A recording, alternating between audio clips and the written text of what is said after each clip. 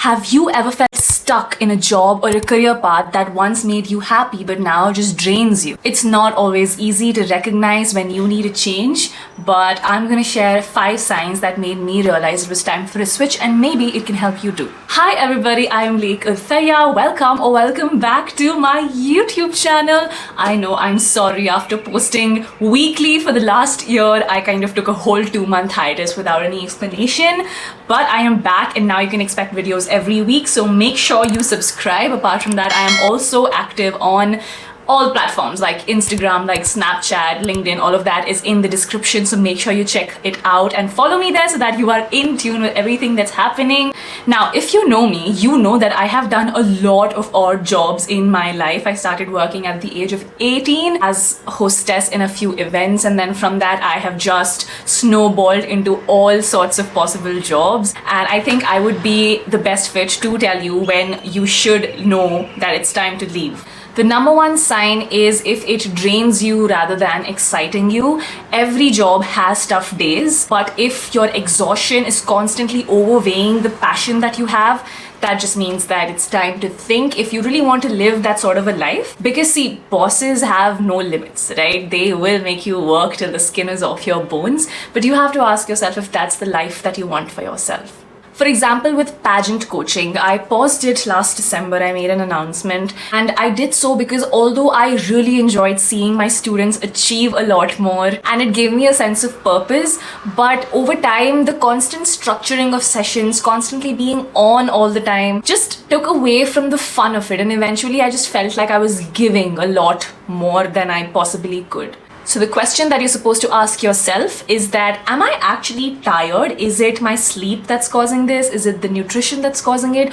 Or is it my job that's no longer the right fit for my life? The second sign is that you feel like you're losing a part of yourself. Let me make this more concise. It basically means that from when you started, any spark, any personality traits that you had that made you unique has now completely shifted into you not knowing who you are. That usually happens when you're overworked. That usually happens when your job doesn't allow for any structure to actually enjoy the things. You have to keep reminding yourself that you're human, you're not a robot. You don't have to constantly churn out as much work as possible because no one's really looking out for you in return. In my case, I've always been a creative person. Dancing, singing, theater, these are like my core pillars. And I felt that somewhere in pageant coaching because I had to constantly behave a little older than my age, and just the structure that comes with teaching ramp walk and introduction, it's very set in its ways, right? I have to tell you to walk a certain way, talk a certain way, answer certain questions in a certain way because I know that's what the organization likes.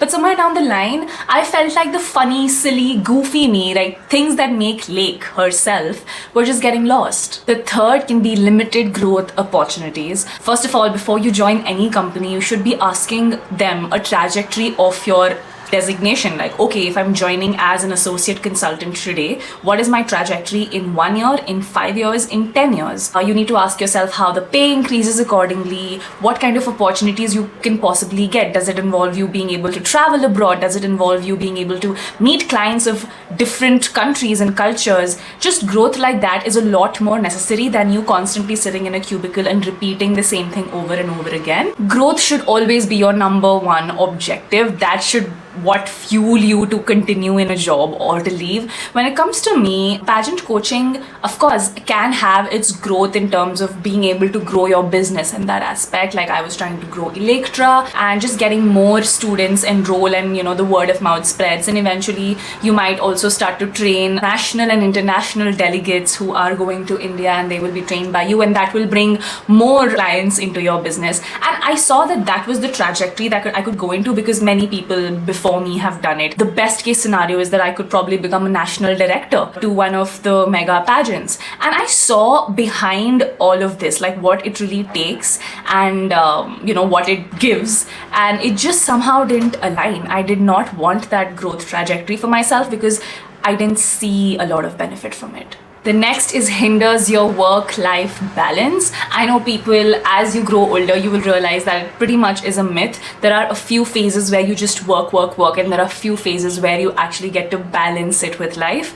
But on a daily average, if your work is encroaching onto your personal time and not letting you do the things that you want to do, you know, if your weekends aren't off as much, if you really, let's say you're a gym rat who really likes hitting the gym, but the work just keeps taking the hours away from you, that is usually not very healthy. In terms of pageant coaching, what happens is if you block a certain day for a certain workshop, if you block a certain day for a certain client call, a student who wants to talk to you, that time is blocked. You cannot move things around because everything else gets moved around. So let's say I'm taking a workshop on Saturday at 8 p.m. There is no chance that I can ever make plans outside of that because I have to honor the people who've paid me and given me that time. And I wanted to ask myself, do I want to be that restricted? You can't plan vacations around it. You can't do anything spontaneous. And I am a spontaneous person. I like taking quick decisions and rolling with it. I don't like too many barriers to my decision making, and this just felt like one. And last is to constantly feel like you need to prove yourself.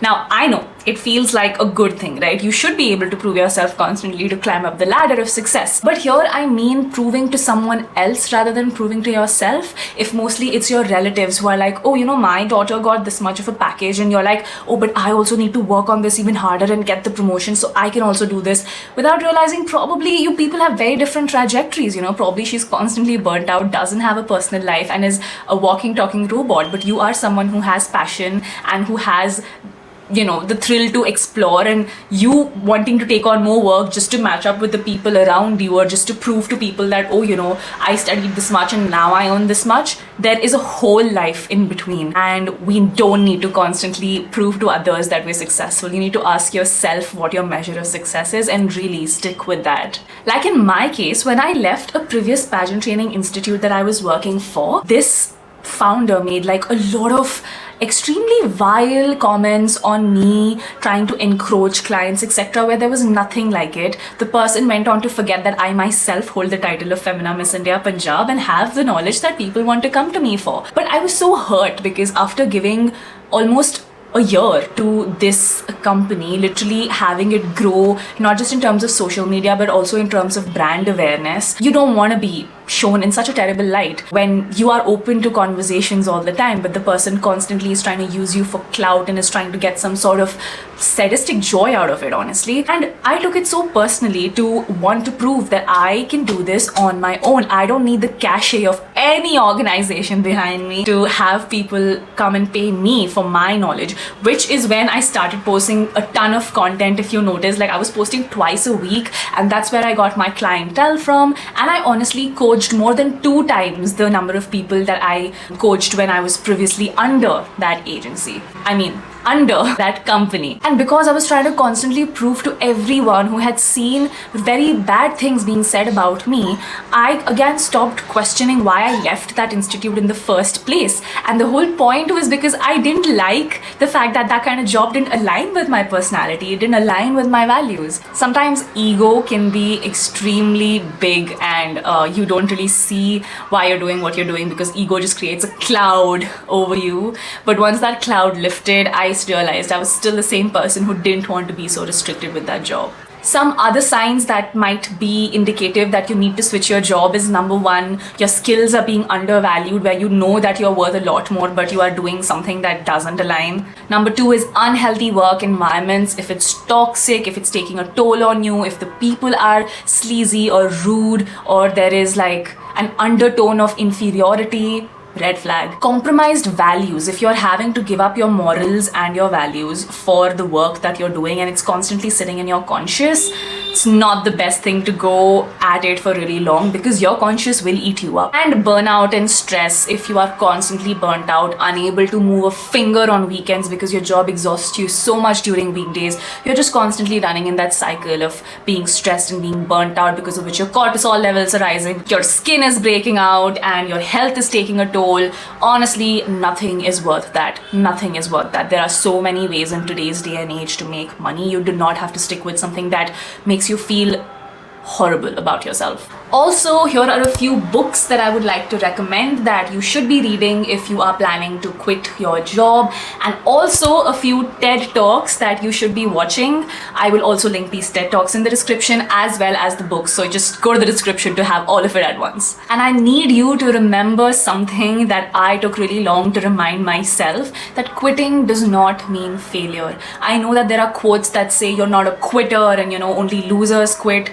That's a lie. Sometimes quitting just makes space for something better, and unless you close a door, you cannot open another one. So really, it's a judgment call. I know that the Gen Z, or at least my audience, most of you are really young. I don't want you to take this in a way where you think कि थोड़ा सा भी discomfort हो जाए या फिर थोड़ा सा भी दिन खराब जाए या एक हफ्ता बहुत stressful हो गया तो I put my papers down. It's very important for you to be resilient. Also, always keep the job market in check. Not everybody can just quit and become an influencer. If you have to get back into the job market, you need to know what your financial backup is, etc. But if you're at crossroads, I hope this video helps you make that decision. I would also like to reiterate here that I am no longer taking coaching sessions, although I am posting useful content on my pageant and modeling brand page, which is Electra. I have a YouTube channel dedicated for it. You should definitely go watch that. Apart from that, I also have my Instagram channel of Electra. You can go follow there. I continue to get a lot of emails asking me to take sessions, and personally I don't think I'm in that space at the moment,